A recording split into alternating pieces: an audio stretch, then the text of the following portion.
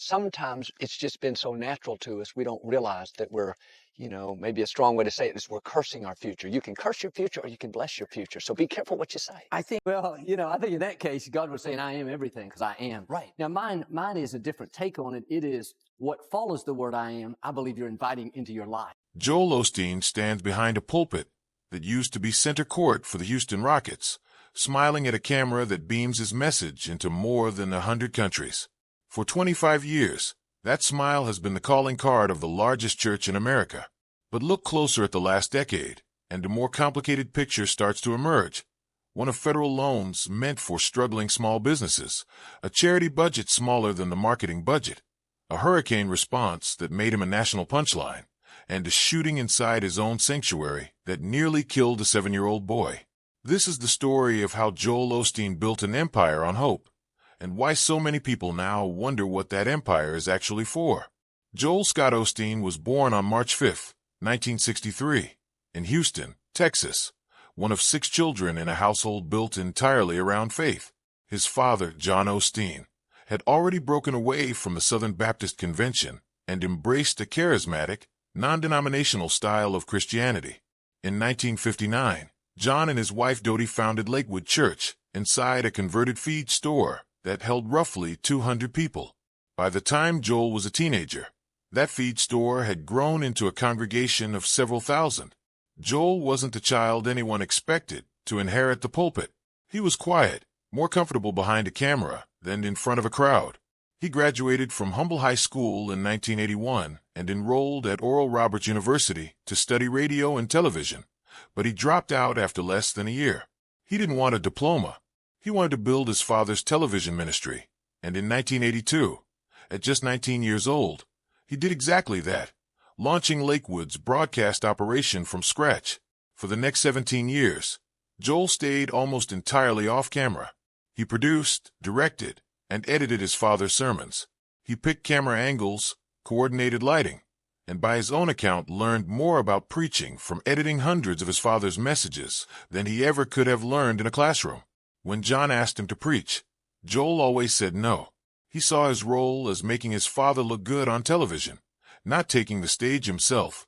Then, in January 1999, that changed. On January 17th, Joel delivered his first sermon. 6 days later, John Osteen died of a heart attack. The sermon Joel had finally agreed to give turned out to be the last one his father ever heard. Weeks later, the congregation installed Joel as senior pastor of a church with roughly 6,000 members.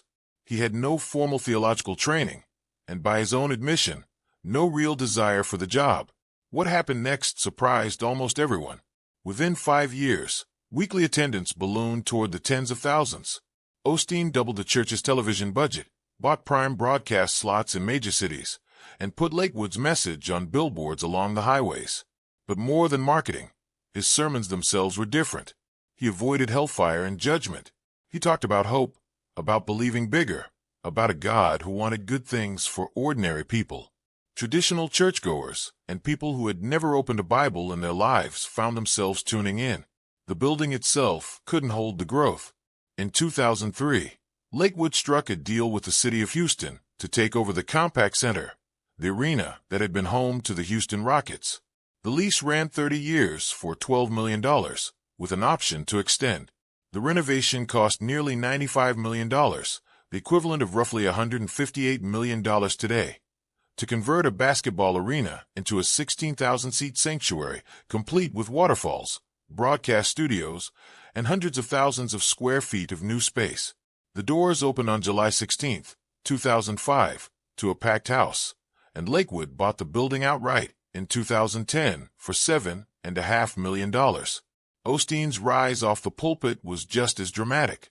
His first book, Your Best Life Now, released in October 2004, sold 500,000 copies within 3 months and passed 1 million by the following spring.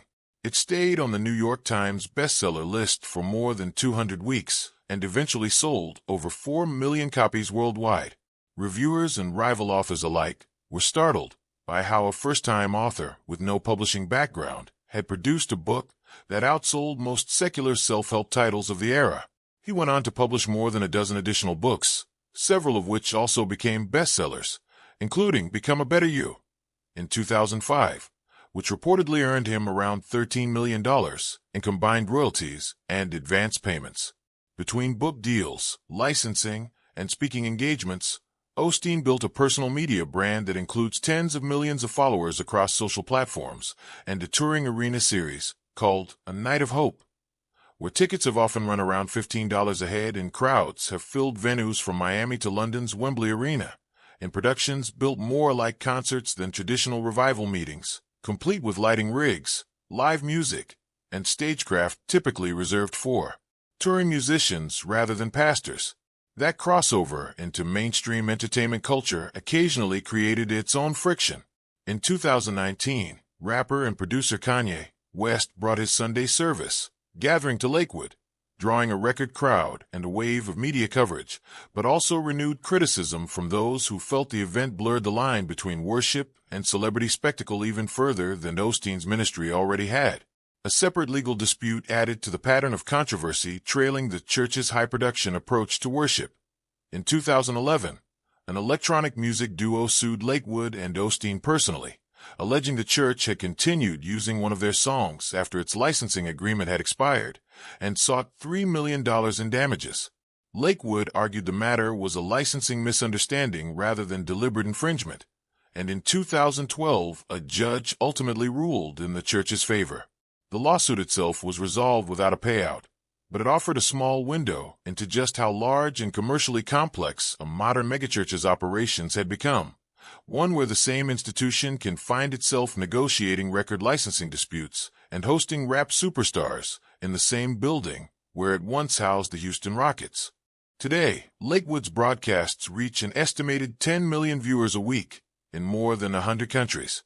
Osteen has sat across from Oprah Winfrey, Larry King, and the hosts of Good Morning America, carrying his message of positivity and self-belief into rooms that had nothing to do with organized religion. It is, by any measure, one of the most successful media ministries ever built. According to financial records reported by the Houston Chronicle, Lakewood took in roughly $89 million in 2017, and after expenses, the church put about $1.2 million toward charitable causes, a figure critics have pointed to again and again as strikingly small next to the church's overall budget, much of which instead goes toward television production, weekly service costs, events, and administration. Osteen has repeatedly said he takes no personal salary from Lakewood, a policy in place since around 2004, with his income instead coming from book royalties, advances, and speaking fees. His net worth has been estimated anywhere from $50 to $100 million, and he and his family have lived in a mansion in Houston's River Oaks neighborhood reportedly purchased for around $10.5 million in 2010, with the family's previous home, worth an estimated $3 million, also still in their possession. None of that on its own is illegal. Megachurch pastors running lean charity budgets while building personal wealth is not new, and Osteen is far from the only prosperity gospel preacher to draw this kind of scrutiny. But in 2020, one particular controversy pushed the conversation from theological debate into something closer to public outrage. When the COVID-19 pandemic forced churches across the country to close their doors, the federal government rolled out the Paycheck Protection Program, a loan initiative primarily designed to help small businesses keep employees on payroll. Lakewood Church applied for and received more than $4.4 million through the program. Church spokesman Donna Loff explained that the funds went toward maintaining full salaries and health benefits for the church's roughly 368 employees during months when in-person giving had dried up, and he stressed that none of the money personally benefited Joel or Victoria Osteen, who had not drawn a salary from the church in over a decade. Still, the optics were difficult to ignore. A church with a $90 million annual budget, led by a pastor worth tens of millions, had taken a loan from a program meant to be a lifeline for struggling mom-and-pop businesses. Backlash came swiftly, including from church-state separation advocacy groups who argued that a religious institution accepting forgivable government funds raised its own constitutional questions. Roughly a year later, in October 2021, Lakewood announced it would repay the full $4.4 million, following sustained public pressure. The church maintained throughout that the loan had been used properly, and that returning it was about avoiding controversy, not admitting wrongdoing. In August 2017, Harvey dropped record-breaking rainfall on Houston, flooding entire neighborhoods and displacing tens of thousands of residents almost overnight. As the city scrambled for shelter space, Lakewood Church posted on social media that its 16,000-seat building was, in its words, inaccessible due to severe flooding. Almost immediately, Houston residents began posting photographs and videos showing dry streets and an empty, undamaged building. The backlash was fast and brutal. Osteen's name trended on Twitter. Critics pointed to other Houston figures, most notably furniture store owner Jim McIngvale, known locally as Mattress Mac, who had already opened his stores as makeshift shelters, sending trucks out to physically rescue stranded residents. Osteen, by contrast, had posted only that he and his wife Victoria were praying for those affected, which many felt was an inadequate response from a church with a 16,000-seat arena sitting empty in a flooded city. Osteen and his team pushed back hard on the flooding claim, insisting the church had never actually closed its doors and that flooding around the building's access points had genuinely made parts of it temporarily unsafe. Photos later released by the church did show water pooling near some entrances, but the damage to Osteen's public image was already done. Under mounting pressure, Lakewood opened its doors to evacuees on the Tuesday after the storm hit, 2 days after the criticism began, and it went on to serve as a distribution site for supplies like diapers, formula, and food in partnership with Samaritan's Purse. For many observers, though, the delay itself was the story. The richest, most visible church in the country had needed public shaming before it acted like a shelter of last resort. That reputation followed Osteen into more recent disasters as well. When another major storm struck Texas in 2025, Lakewood distributed tens of thousands of bottles of water and food to residents facing power outages and extreme heat, and Osteen asked his millions of social media followers to join him in praying for fellow Texans. Some church members and supporters said the response showed real growth since Harvey. Others online weren't convinced, joking that Osteen was locking the doors again even though the church was, in fact, open this time. The shadow of 2017 had simply become part of how the public reflexively reacts to Osteen in any crisis, fair or not. That Sunday afternoon, a 36-year-old woman named Janess Yvonne Moreno walked into Lakewood Church carrying an AR-15 style rifle concealed beneath a trench coat, along with a second rifle in a backpack. She brought her 7-year-old son, Samuel Moreno Carranza, with her. According to Houston police, she claimed to be carrying a bomb, though none was ever found. Around 1:53 p.m., as the Spanish-language service was beginning, she opened fire in a hallway on the building's west side. Off-duty law enforcement officers working security at the church exchanged gunfire with her and killed her at the scene. In the chaos, 2 other people were shot, a man in his 50s, who was later released from the hospital, and Moreno's own young son. Samuel's injuries were devastating. According to his grandmother, Rabbi Wally Carranza, doctors were forced to surgically remove a portion of the boy's skull across 2 emergency operations within 24 hours to relieve pressure on his brain. He remained in critical condition for weeks, at times too fragile for doctors to even test his brain activity, before slowly beginning to recover. In the days that followed, a difficult portrait of the shooter emerged. Moreno had a documented history of schizophrenia and had been taking medication for it. She also had a lengthy criminal record and had gone through a bitter custody battle with her ex-husband, whose family said they had tried for years to warn people that she was dangerous. Investigators found anti-Semitic writings in her background, and her weapon reportedly had a sticker referencing Palestine, though police and Moreno's own former mother-in-law were clear that the attack did not appear to be motivated by any specific religious or political ideology, so much as by untreated mental illness, colliding with unrestricted access to firearms. Despite her history, Moreno had legally purchased the rifle just months before the shooting. Texas does not have a red flag law that would have allowed courts to remove weapons from someone with her documented mental health history. The following Sunday, Osteen stood in front of his congregation for the first service since the shooting and spoke about faith, carrying people through fear, thanking what he described as watchful protection over the church during the crisis, and offering prayers for everyone affected, including, notably, for Moreno herself. Some in the congregation found comfort in that message. Others, including advocates for stricter gun laws and better mental health intervention, felt it sidestepped the harder questions the shooting raised. How a woman with a known history of severe mental illness and a domestic violence-adjacent custody dispute was able to walk into one of the most visible buildings in Texas, past unarmed security, with 2 rifles. Houston police spent roughly a year investigating the shooting before referring the case to the Harris County District Attorney's Office in early 2025, where a grand jury was expected to review the officer-involved shooting, standard procedure anytime law enforcement uses lethal force. The shooting was not the church's first brush with safety controversy.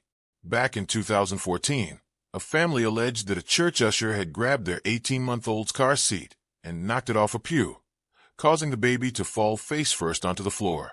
Lakewood denied wrongdoing but ultimately paid the family $15,000 to settle the matter, even while asserting a legal defense based on charitable immunity. It was a much smaller story than the 2024 shooting, but for some observers it fit a pattern. A massive institution slow to acknowledge fault, quicker to write a check than to change course. Osteen is closely associated with what's often called the prosperity gospel, or the word of faith movement, a strand of charismatic Christianity that teaches that genuine faith, positive speech, and right belief can produce health, wealth, and success in a believer's life. Osteen has said publicly that he believes God's will for people includes being able to pay their bills, stay out of debt, and live in good health. His critics within the broader Christian world have been sharply critical of this framing. Theologian Michael Horton has called prosperity teaching a form of heresy, and the influential theologian J.I. Packer warned that skipping over repentance and sin in favor of relentless positivity was a serious red flag for genuine Christian teaching. Detractors have nicknamed Osteen's style cotton candy gospel, sweet, easy to swallow, and lacking any real theological substance. The core complaint is consistent. Osteen rarely discusses sin, judgment, hell, or the need for repentance, focusing instead on self-improvement and personal destiny, a style some theologians argue amounts to motivational speaking wrapped in religious language rather than traditional Christian preaching. Osteen's defenders, including much of his own congregation, see it differently. To them, his message is simply about living a blessed, positive life, being kind to others, and trusting that God has a bigger plan than people can imagine for themselves, accessible, hopeful teaching that meets people where they are rather than alienating them with judgment. It's a genuine and long-running theological divide, not a simple case of right versus wrong, and it's one of the reasons Osteen has managed to remain both wildly popular and a lightning rod for criticism at the exact same time. Underneath the theological debate sits a more structural problem that isn't unique to Lakewood. American churches are not required to disclose their finances to the IRS the way most nonprofits are.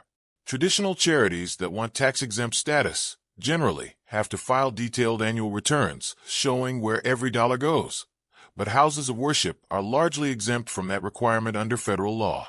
That means megachurches, including Lakewood, can take in tens of millions of dollars in tax-exempt donations every year with far less public accountability than a typical charity faces, and the public usually only learns anything concrete when a leak, a lawsuit, or a controversy forces an institution to release numbers voluntarily, the way Lakewood effectively did around its 2017 budget. When those figures do surface, the public often reacts with surprise at just how small a share goes to direct charitable work compared to media production, events, and administrative costs. Media watchdog groups that track religious nonprofit spending have raised similar concerns about megachurches more broadly, not just Lakewood, pointing to a pattern across the industry of heavy investment in broadcast infrastructure and comparatively modest outreach spending. Whether or not any laws are broken, the lack of transparency itself has become part of the broader public skepticism toward megachurch finances generally, and Osteen's ministry, as the largest and most visible example in the country, tends to absorb the brunt of that scrutiny, simply by virtue of being the biggest target in the room. Osteen's personal life offers a gentler counterpoint to all of this institutional tension. He met his wife, Victoria, in 1985 at a Houston jewelry store, where she worked while studying psychology at the University of Houston. He had come in simply to get a new battery for his watch. They married in 1987, years before Joel ever took the pulpit, and Victoria's own background blended faith and science. Her father worked as a NASA engineer on the Saturn rocket program, while her mother taught Sunday school. Victoria went on to build her own public ministry role at Lakewood, launching the church's women's ministry in 2003 and eventually becoming a best-selling author in her own right.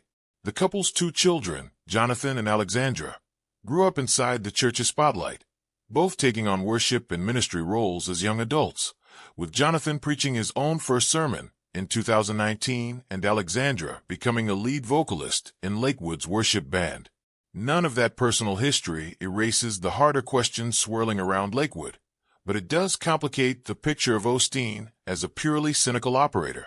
By most accounts, this is a family that has spent nearly 4 decades building a single, unusual institution together, one that happens to generate enormous wealth and enormous scrutiny in roughly equal measure. Perhaps the more existential threat to Osteen's empire isn't any single scandal at all, but a slower demographic shift happening underneath megachurch Christianity as a whole. Survey data on American religious participation has repeatedly shown younger generations attending church at historically low rates, with only a small minority of both millennials and Gen Z adults reporting regular attendance, numbers well below those of older generations. Analysts who study religious trends point to shifting priorities among younger Americans, less interest in large, polished productions, and more interest in smaller community, direct action, and a sense of authenticity that a 16,000-seat arena service can struggle to provide. Some researchers describe this broader trend as the rise of the religiously unaffiliated, a growing segment of Americans who describe themselves as spiritual but disconnected from any formal congregation, a demographic reality that poses a very different kind of challenge than a bad news cycle. A hurricane controversy or a lawsuit can fade from headlines within a news cycle or two, but a generational shift in how people relate to organized religion at all is a much slower, much harder problem for any single pastor to solve, no matter how large his platform is. Whether or not that trend directly touches Lakewood's own attendance figures in the coming years, it represents a headwind that no amount of television production or social media reach can easily solve, and it's one that every megachurch built around a single charismatic personality will eventually have to reckon with, Lakewood included. Joel Osteen remains, by almost any measure, one of the most successful religious broadcasters in American history. He built an 8,000-person congregation into the largest single church in the country, turned a basketball arena into a sanctuary, sold tens of millions of books, and built a media reach that most cable news networks would envy.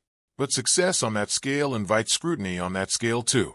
A pandemic loan program built for small businesses, a hurricane response that made national headlines for the wrong reasons, a charity budget that critics say doesn't match the size of the operation around it, a shooting that exposed real vulnerabilities in how the church protects the tens of thousands of people who walk through its doors every week, and a broader theological argument about whether the message at the center of it all, that God wants you to be happy, healthy, and successful, is genuine spiritual comfort or a hollowed-out version of something deeper. Osteen's smile hasn't changed much in 25 years. Whether the story underneath it holds up to the same scrutiny as the empire he built around it is a question that isn't going away anytime soon, and it's one that his congregation, his critics, and the wider public all seem to keep asking in equal measure.